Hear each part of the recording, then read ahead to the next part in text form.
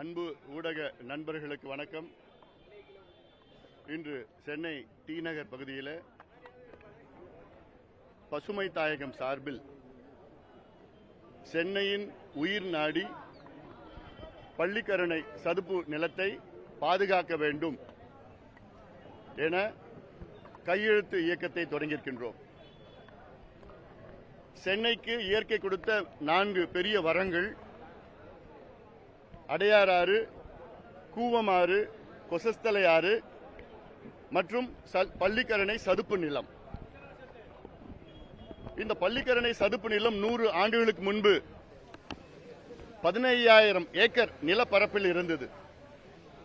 இன்று வெறும் 2,500 ஏக்கர் தான் இருக்கிறது. இந்த நிலத்தை ஆக்கிரமிப்பு செய்ய வேண்டும், இதில் குப்பையை கொட்ட வேண்டும் என்ற நோக்கத்திலே மிகப்பெரிய சூழ்ச்சிகள் நடைபெற்றுக் கொண்டிருக்கிறது. சென்னை பகுதியிலே எவ்வளோ மழை வந்தாலும் எவ்வளோ வெள்ளம் வந்தாலும் பள்ளிக்கரணை சதுப்பு நிலம்தான் அதுக்கு வடிகாலாக காலங்காலமாக பயன்படுகிறது. இந்த சதுப்பு நிலத்தை அழித்தால் சென்னை மக்களுக்கு ஆண்டுதோறும் மிகப்பெரிய அளவிலே வெள்ளம் வரும். 2015 இந்த வெள்ளம் டி நகர், அண்ணா நகர் வரைக்கும் சென்றது. இந்த சதுப்பு நிலத்தை அழித்தால் முழுமையாக சென்னை நகரம் வெள்ளத்தில் மூழ்கிவிடும். இதெல்லாம் தடுக்க வேண்டும் என்று பசுமை தாயகத்தின் சார்பில் 2003 நாங்கள் பிரச்சாரம் செய்து வருகிறோம். சமீபத்திலே பள்ளிக்கரணை சதுப்பு நிலம் ராம்சார் அங்கீகாரம் பெற்ற சதுப்பு நிலமாக அறிவிக்கப்பட்டிருக்கிறது. 1248 ஹெக்டேர், கிட்டத்தட்ட 2,700-3,000 ஏக்கர் அது பாதுகாக்க வேண்டும் என்று இந்தியா கையெழுத்து போட்டிருக்கிறது. அது மட்டுமல்ல, அந்த பள்ளிக்கரணை சதுப்பு நிலத்தில் வேடந்தாங்களை விட 4 மடங்கு அதிக பறவைகள் அங்கே வருகிறது. ஆண்டுதோறும் வலசை பறவைகள், பிளமிங்கோ, பெலிகான்ல இருந்து 140 வகையான பறவைகள் இருக்கின்ற பகுதி அது.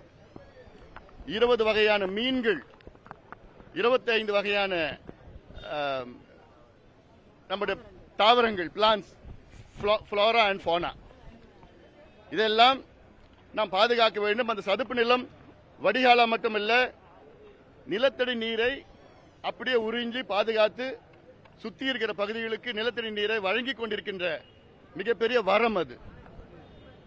இதை சமீபத்தில் சென்னையில் உள்ள கட்டுமான நிறுவனங்கள் ஒரு பொய் பிரச்சாரம் செய்து, இதில் ஏதோ 1 லட்சம் மக்களுக்கு பட்டா கிடைக்காது, மிடில் கிளாஸ் ஃபேமிலி, வீடு கட்ட முடியல, பிரச்சனை இருக்கும், இப்படியெல்லாம் பொய் பிரச்சாரங்கள் செய்து வருகிறார்கள். இதில் எதுவுமே உண்மை கிடையாது. சமீபத்தில் தென் பசுமை தீர்ப்பாயம் ஒரு தீர்ப்பை வழங்குகிறது. அந்த தீர்ப்பின்படி அந்த சதுப்பு நிலத்தில், பள்ளிக்கரை சதுப்பு நிலத்தில் சுத்தி 1 கிலோமீட்டர் பஃபர் ஜோனை அமைக்க வேண்டும் என்று தீர்ப்பு. இதற்கெல்லாம் என்ன தீர்வு என்றால், இந்த சதுப்பு நிலத்தை வரையறை செய்ய வேண்டும், நோட்டிஃபை பண்ணணும். நோட்டிஃபை பண்ணணும்னா GIS மேப்பிங் பண்ணணும், ஹைட்ராலஜி சம்பந்தமான, ஈக்காலஜி சம்பந்தமான, பயோடைவர்சிட்டி சம்பந்தமான ஆய்வுகள்லாம் நடத்தி, வரத்து காவா எங்க இருக்கு அதையெல்லாம் தூர்ந்து போகாமல் அதை பாதுகாக்கின்ற வகையில் அதை வரையறை செய்ய வேண்டும், நோட்டிஃபை பண்ணணும். பள்ளிக்கரணை சதுப்பு நிலம் சென்னை சுத்தி 250 சதுர கிலோமீட்டர்ல வடிகாலா பயன்படுது. சென்னை சுத்தி 65 ஏரிகள், குறிப்பாக செம்பரம்பாக்கம் ஏரி போன்ற ஏரிகளுக்கு வடிகாலாக பயன்படுகிறது. ஆக இது ஒரு மிகப்பெரிய ஒரு ஈகோ சிஸ்டம். அது இதை நம்ம பாதுகாக்கணும், இதை அழிக்கக்கூடாது. ஆக இதற்கு தமிழக அரசு, குறிப்பாக நம்முடைய மாண்புமிகு முதலமைச்சர் விஜய் அவர்கள் இந்த பள்ளிக்கரணை சதுப்பு நில பிரச்சனையிலே தலையிட்டு இதை பாதுகாக்க அத்துணை நடவடிக்கைகளும் எடுக்க வேண்டும். தமிழ்நாடு வெட்லேண்ட் அத்தாரிட்டி அமைச்சு 8 ஆண்டுகள் ஆகிறது. இந்த 8 ஆண்டுகளில் தமிழ்நாட்டில் இது வரைக்கும் ஒரே ஒரு வெட்லேண்டை கூட நோட்டிஃபை பண்ணல. தமிழ்நாட்டில் 26,800 வெட்லேண்ட்ஸ் இருக்கு, அபவ் 5 ஏக்கர் பரப்பளவில்.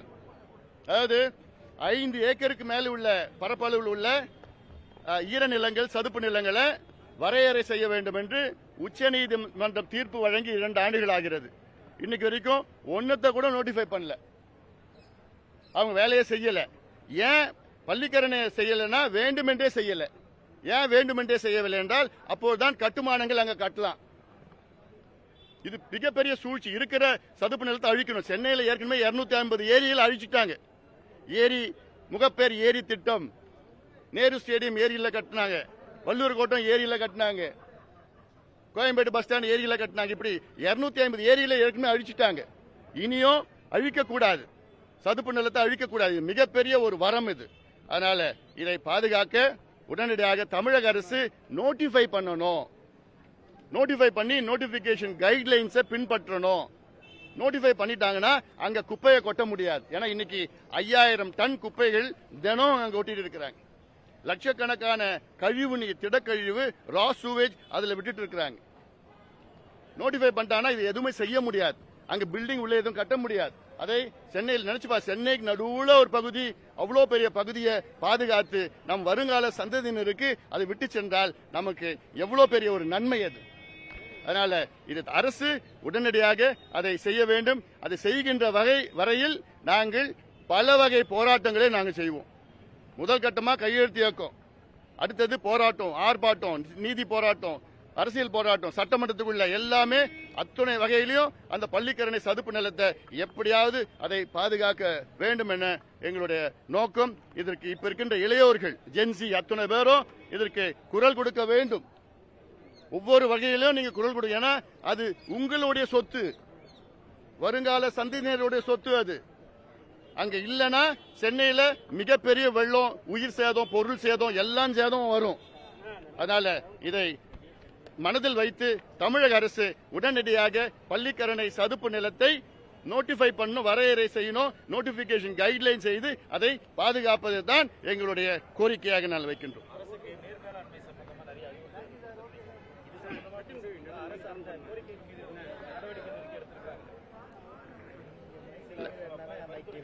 இல்ல, அதெல்லாம் இரிகேஷன் ஸ்கீம்ஸ். நான் அரசுக்கு பரிந்துரை கொடுத்தது வந்து நீர் பாசன திட்டங்கள். இது நம்முடைய சென்னை பிரச்சனை. இது சதுப்பு நிலம்.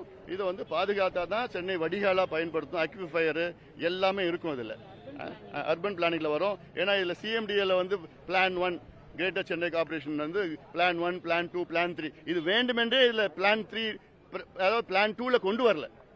பிளான் 2ல கொண்டு வந்தாங்கன்னா இது நோட்டிஃபை பண்ணணும். பெரிய சதி 5 ஆண்டு காலம், கடந்த 5 ஆண்டு காலம் பெரிய சதி நடந்திருக்கு. அதான் இந்த பிரிகேடுக்கு 2000 கோடி கட்டுமானத்துக்கு அனுமதி கொடுத்தாங்க பள்ளிக்கரணை சதுப்பு நிலத்தில். தமிழ்நாடு எல்காட், எலக்ட்ரானிக் சிட்டி சதுப்பு நிலத்திலாம் இருக்கு.